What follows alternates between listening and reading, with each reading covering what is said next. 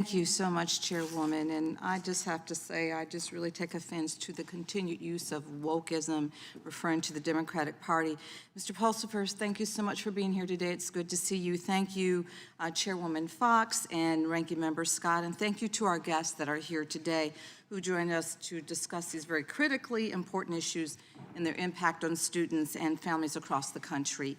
As I have said to this committee before, this coming week is an incredibly difficult week for me and many, many others, as so many are from the communities, families, and classrooms that have been torn apart by the crisis of rampant gun violence in our country.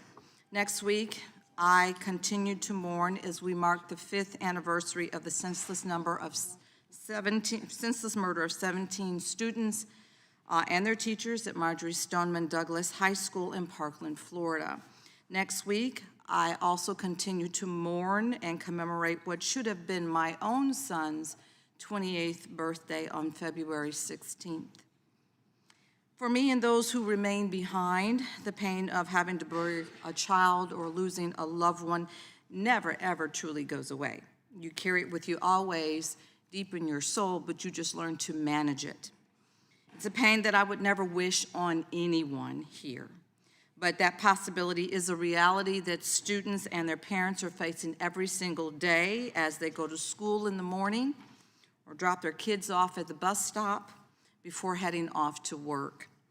From recurring lockdown drills to purchasing bulletproof backpacks for children still learning to read and write, students, teachers, and parents today are asked to endure the mental hardships and lasting trauma that they never had to face before school shootings began occurring at the terrifying frequency that our nation sees today.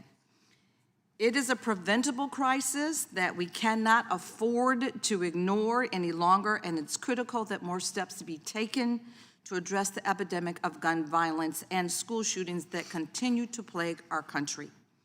I applaud the important steps that we took to make schools safer through the Bipartisan Safer Communities Act, but we can and we must do more.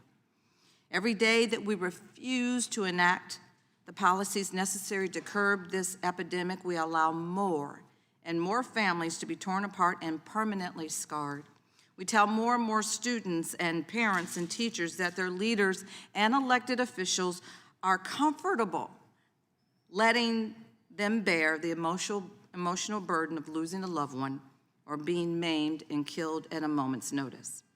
That is the reality that I and so many families live every single day, and it's one that we must not allow to become the new normal for students, teachers, and families today. My question is for Governor Polis. Governor Polis, can you briefly talk about why school climate and atmosphere is such an important factor in our children's educational outcomes, and what the elements of an effective school climate program look like?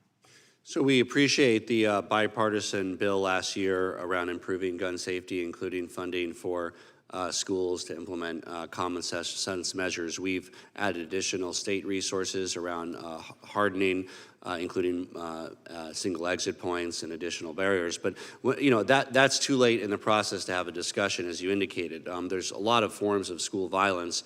Obviously, in the most extreme form, we've seen guns. We've also seen knives, fistfights, many of other things.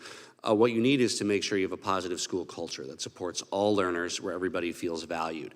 A part of that is making sure kids have access to the mental health resources they need to get help when they need it. They know who to talk to. Through the I Matters program, funded through ARPA funds, kids in Colorado can get 6 free counseling sessions privately when they need to. The information is posted up in the schools about how to do that. Many school districts have invested in additional counseling to better support kids that have behavioral health needs, to make sure before they lash out or take it out on others or themselves, they're able to get the help that they need.